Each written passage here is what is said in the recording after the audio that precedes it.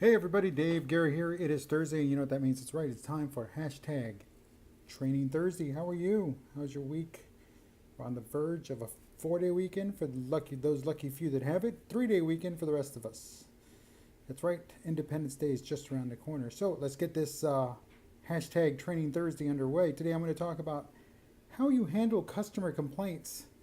See, if you've ever spent more than 5 minutes working in customer service, you know that a customer complaint is not that far behind. I mean, it's just part of the job. It's a necessary evil. You would not have customer service without customer complaints. They're going to happen. Sometimes for the most mundane little thing to something so serious, you might have to call the police. And it's true, it happens. But, well, there is no but. You've got to deal with it. It has to get dealt with. It has to get dealt with properly. It has to get dealt with immediately. It has to get dealt with a sense of urgency. It truly does. Because again, it's just that important to the customer, just as it's important to the individual that the complaint is on. The customer complaints are like customer service and customer complaints are like well, they go together like peanut butter and jelly. And you know, what can you do? It's going to happen. So how do you deal with it? Well, here's what I'm going to do. We're going to talk. Well, we have five things. Five things I'm going to talk about how to address these issues and how to address them properly, and how to take care of things so that they don't grow into something bigger, and it doesn't turn your organization into some rascally careless could not care at all about the customer, only in it for themselves. And if you're only in it for yourselves, you're really not taking care of the customer. So here are those couple of things we're going to talk about. Now we're going to get these things and we're going to work on them, and you're going to have to, well, basically jump on it immediately.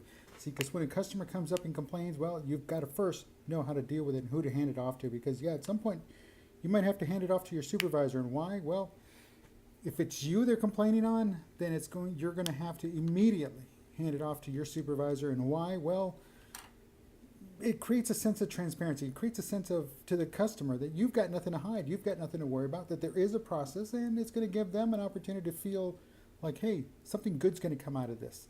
And that is a very good thing. Now, if it's you that gets to handle the customer complaint, well, you know what? That's all right. Welcome to the world of customer service. Because, you know, while we're always taught the customer's always right, well, sometimes it's the other way around. But this is where you and how you handle these customer complaints, well, can kind of turn that around a little bit. See, the first thing you have to do is get the details, not just the facts. I'm talking the details. Get as much detail as possible. It goes a long way in painting a better, larger picture of the entire situation. Who knows? It could just be that the customer was having a bad day and decided to take it out on the first person that they ran into in your organization. And through no fault of the individual. Then again, it could also be that, wow, your employee really, truly messed up, and now how are you going to deal with that? But that's for a different time. We're still dealing with customer complaints and how to deal with that. Get all sides of the story. Don't just stick on one side and then just go, hey, you know what, Joe, you really, truly messed up because the customer said so. No. Get both sides, or as many sides, witnesses if there were any. Get all sides of the story. And again, that goes a long way to showing everybody, not just the customer, but the employee that's being accused, that you're going to be fair and you're going to be impartial, because you demand to know everything that happened.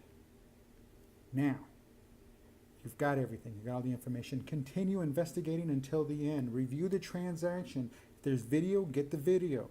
If there's tape receipts, get the tape receipts. Get everything you can, even including if your facility has cameras outside. Get how the individual walked in. Were there any problems when they were walking in? Did something happen outside the building that caused that individual to be upset coming in? Again, and then look at the employee that's being accused. Video goes a long way. Computer interactions go a long way.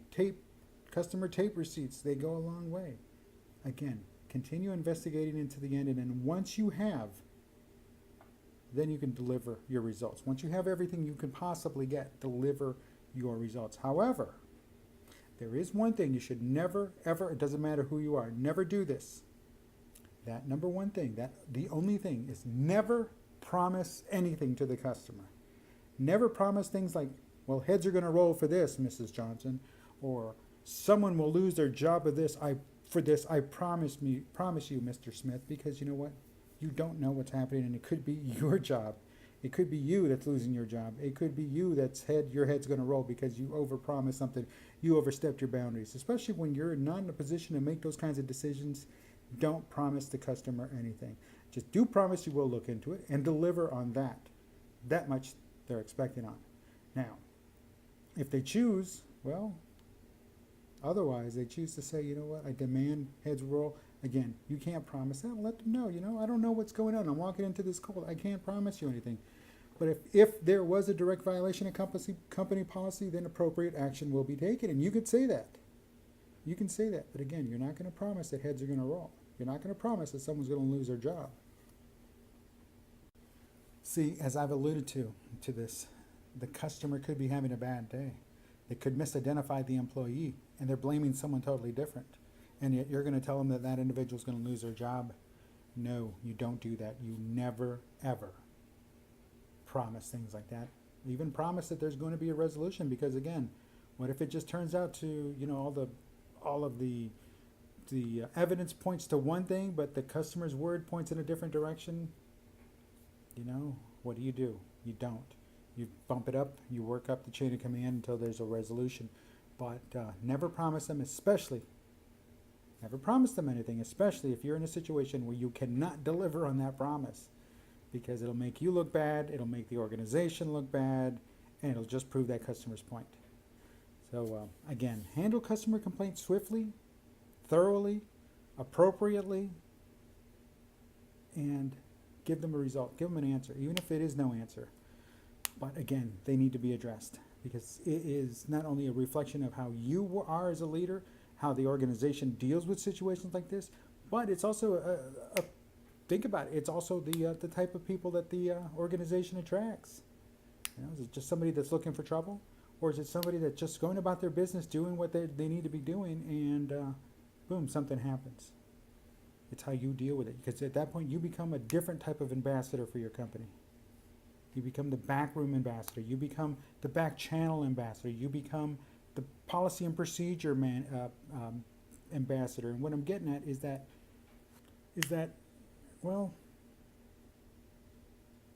they get to see the other side of the store. They get to see the other side of the business. They don't get to see the front end, the one everybody else sees. They now get to see the back stuff, the stuff to see the inner workings of the organization and how that functions and how they deal with situations as they arise. So see, you become an ambassador, not just on the front end of the house, but how they deal in the administrative side of the house. Listen, folks, my name is Dave Guerra. This is #Training Thursday. There'll be more of this on my website at www.daveguerra.com. Check it out. I've got more stuff on there, and I look forward to it. Definitely want to hear from you. Let me know what you think. Leave a comment here on down below. Leave a comment, and subscribe if you're on YouTube. By all means, please subscribe. And again, thank you for visiting. Thank you for watching. Thank you for your time. Have a great 4th of July. I'll talk to you on Tuesday the 5th. And that'll be Lunch with Dave. In the meantime, have a great one. Oh, wait, no.